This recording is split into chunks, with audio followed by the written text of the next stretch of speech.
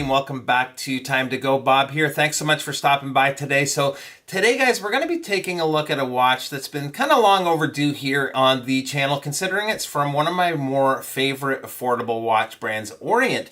The watch we're going to be taking a look at today is the Orient Bambino. This is the Generation 2 version 3. Really happy I could finally spend some time with one of these.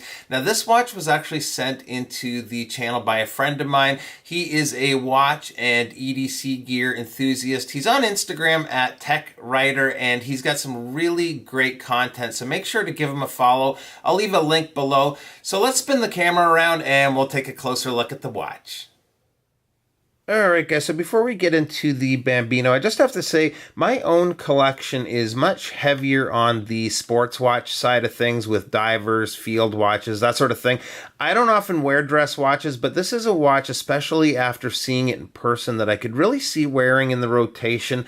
I almost pulled the trigger on the latest version of the Bambino, but the jump in size was a bit much for a dress watch. I believe the new ones are at 42 millimeters versus the previous ones like this coming in at 40.5 millimeters. And since we're talking numbers, let me just hit you with the rest of the measurements on this watch. So again, the case size here is 40.5 millimeters. Lug to lug is about 46.5 millimeters. We have a thickness of just under 12 millimeters, which is pretty slim, really, considering how tall that domed crystal is.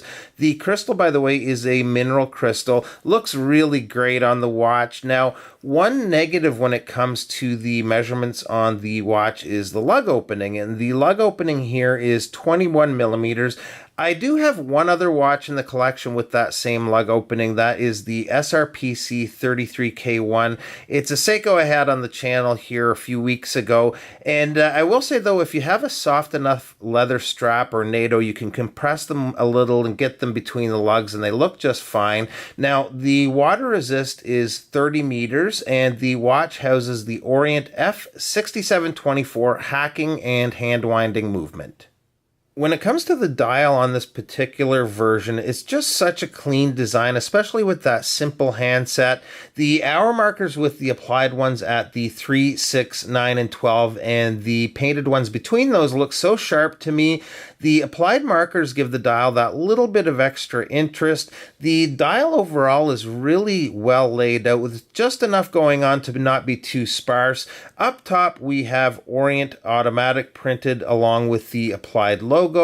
Below, near the 6 o'clock, is water resistant in a pretty small script. At 3, we have the date window with a beautifully beveled edge. And what I love most about the dial is the fact that it's convex or domed. Hopefully that comes through on camera. These are a little bit hard to capture in video with that domed crystal, but really nice little extra touch by Orient.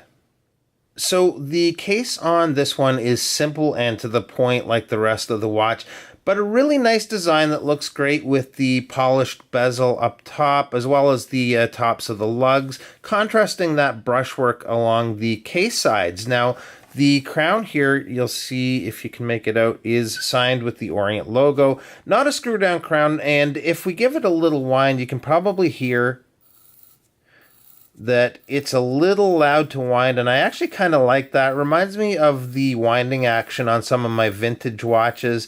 The screw down case back is polished. You'll see here that we have the Orient logo etched, and just overall a really well done, well thought out design. So let's take a quick look on wrist here. So for me, I think this is just an excellent dress watch for the price.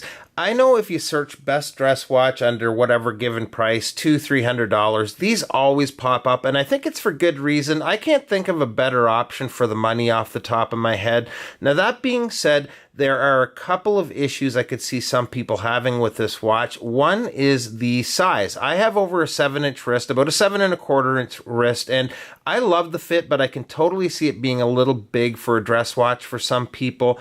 The second is that odd strap width. Definitely a task to track down one you like to replace it, but in the meantime, while you're on the hunt, the stock strap will more than make do. So overall, I've really been liking this minimalist design with that bit of a modern flair, and even in its simplicity with that domed crystal and dial and just the whole package. It's actually a really fun watch to wear. So again, big thanks to @TechWriter for lending this into the channel. Hugely appreciated. Make sure to check out his Instagram. Link is in the description below. Give him a follow. We've actually got one more really cool dive watch from him we're going to be taking a look at here very soon. So that's going to be it, guys. Thanks so much, and we'll see you real soon. Bye-bye.